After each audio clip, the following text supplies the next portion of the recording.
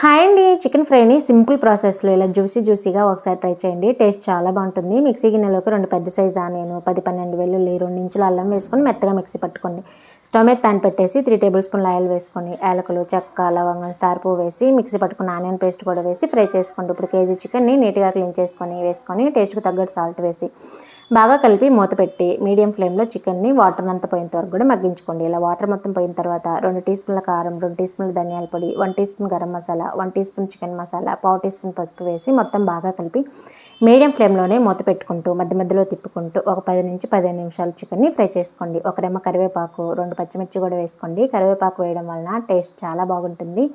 ఇలా ఒక 10 నిమిషాలు ఫ్రై చేసుకున్న తర్వాత చికెన్ అనేది పర్ఫెక్ట్గా ఫ్రై అయిపోతుంది. ఇప్పుడు స్టవ్ ఆఫ్ చేసేసుకొని డైరెక్ట్గా అన్నంలో తిన్నా, లేకుంటే పప్పు, రసం, సాంబార్ దేంట్లో ఒక సైడ్ డిష్గా తిన్నా కూడా టేస్ట్ సూపర్ ఉంటుంది.